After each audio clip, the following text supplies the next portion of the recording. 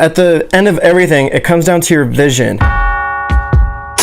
Yeah, I just want to talk about what modern camera in these days will make your work look 1,000 times better. The truth is, none of these new cameras are going to make your work look better. What's going to make your work look better is you being a better photographer. I know we get very excited and gung-ho about new cameras that are coming out and wanting the best of the best and the newest of the newest, but the fact is, that's not going to make your photography look better. What's going to make your photography look better is having a vision and getting better at being more creative on your photo shoots and putting more effort into it and learning more about editing and creating a visual style that not only represents you and your vision, but can move other people when they see it. So yeah, it's cool to have all this new gear and everything, but we forget about the actual art side of photography and what the whole point of photography is, which is, you know, I mean, you have the whole branding and business side of it, but you also have, it's supposed to move people. Whether you're trying to sell people to buy something, or if you're trying to visually tell a story, or if you're trying to convict some kind of emotion. I think we were forgetting about that a lot, especially on YouTube. Here on YouTube, you just see like camera reviews and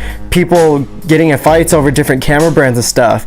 It comes down to what camera works best for you, what camera's bodies work best for you. I know for me, Fuji, as silly as it sounds, the look of it inspires me, and more importantly, the actual dial and button layout really inspires me. It makes me feel like I'm shooting film, which is, again, it's really silly, but I mean, if it works, it works, you know. To me, I picked up a Canon 5D Mark II last month on a photo shoot. It was my buddy's, and I was just like holding it, and I was like, holy crap, like, I don't want to use this. This does not seem fun to use. And I remember before I switched to mirrorless, I started to get kind of like burnt out, and I wasn't having fun with it anymore. And then when I got the Fuji, I was just, I don't know, just kind of like livened up my creative mindset and my work aspect of everything. But yeah, and then the other part is the files. I mean, having cool and like bomb color science helps, but at the end of the day, I go into Photoshop and I can match the cameras to look exactly like each other.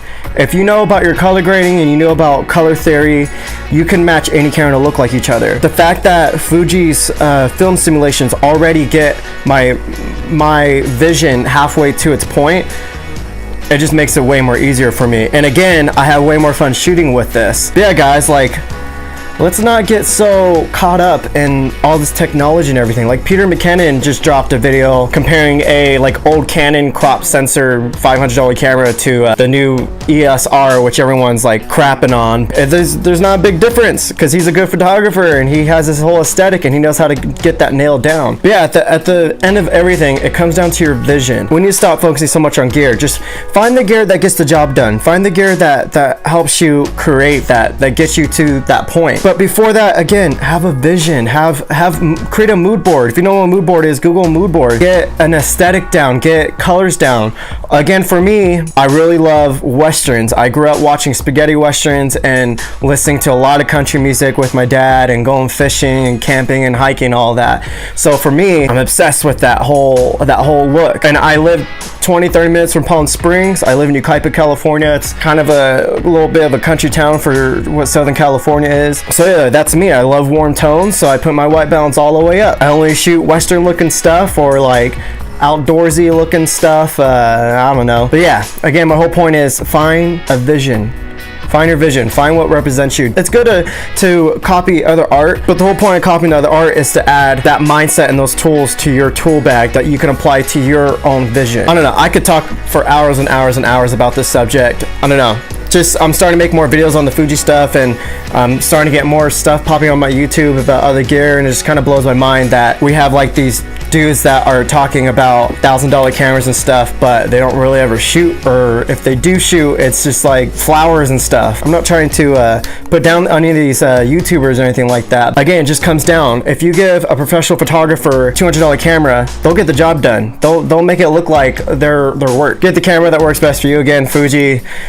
It was perfect for my mindset and my aesthetic and all that. If you have any questions, if you just want to talk about art and photography and whatever, if you want to talk about gear, if you need help with your Fuji gear, let me know. You can DM me on Instagram or you just comment on this video. I don't know. Peace.